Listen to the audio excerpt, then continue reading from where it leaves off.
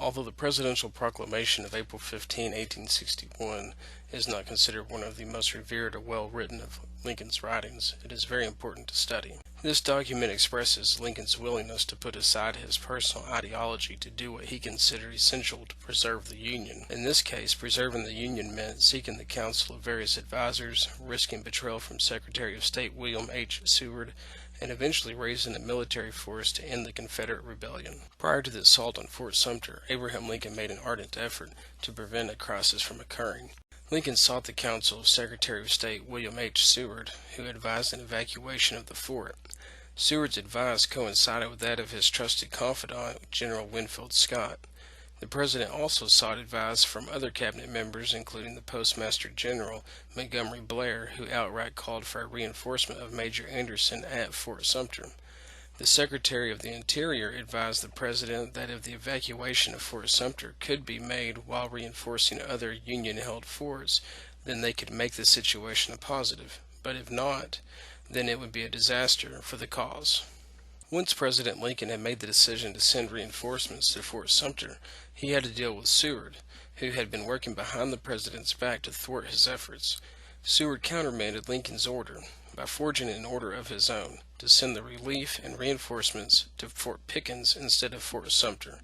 When Lincoln found out, he accepted the blame and actually defended Seward to his cabinet. Prior to his 1860 election to the presidency, Lincoln made mention on many occasions that his intention was not to dismantle slavery. He also explained to the political parties that if elected he would not allow the widespread conversation of secession to come to fruition. Talk of secession had been an issue for decades, and the most recent resolution was the Compromise of 1850. Despite the compromise, secessionist rumblings continued, and Lincoln's election remained a contingent point and focus of secessionists.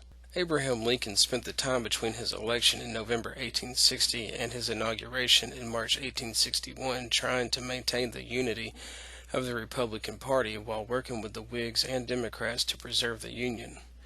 He never accepted the state's right to secession and worked tirelessly to keep relations with Southern Unionists.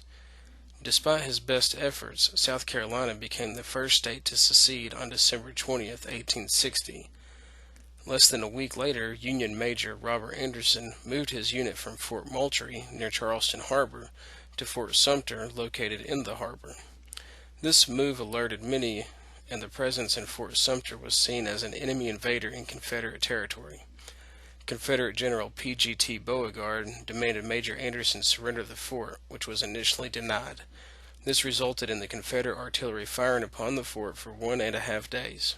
Eventually the fort was surrendered on April 14, 1861. The Presidential Proclamation of April 15, 1861 began by addressing the seceded states which were acting in open hostility toward the Union. The President initially addressed South Carolina, Georgia, Alabama, Florida, Mississippi, Louisiana, and Texas as states, still considering them a part of the Union. Lincoln stated in his official capacity as President of the United States, acting on the advice of his executive cabinet, and using his interpretation of the Constitution of the United States, that the mustering of a militia of 75,000 men was required in order to suppress the actions of the aforementioned states and to return law and order. President Lincoln used this proclamation in an attempt to spur recruitment and raise an army in a short amount of time to retake Fort Sumter and to defend Washington, D.C. His attempt was successful in the northern states, with recruitment station lines forming immediately.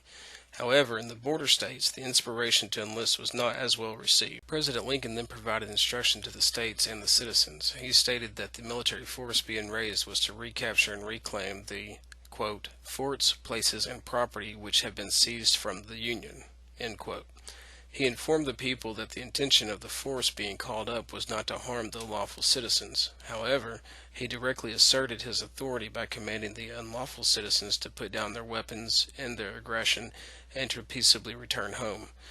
Lincoln continues to address the citizens by saying, end quote, I appeal to all loyal citizens to favor, facilitate, and aid this effort to maintain the honor, the integrity, and existence of our national union, and the perpetuity of popular government, and to redress wrongs already long enough endured. End quote. Lincoln would restore the Union at all costs. The President's proclamation then addresses the Congress. He called the senators and representatives to a special session at noon on July the 4th.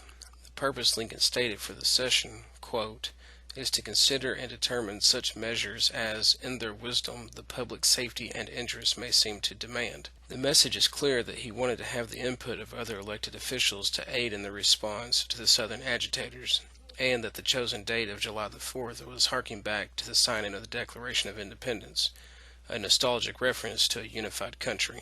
President Abraham Lincoln was clearly a man of conviction. He tried to exhaust all means of restoring the Union available. He attempted to use the Congress, politics, interpersonal relationships, and other forms of political negotiations. Despite his best effort and his personal convictions, he chose to issue this proclamation.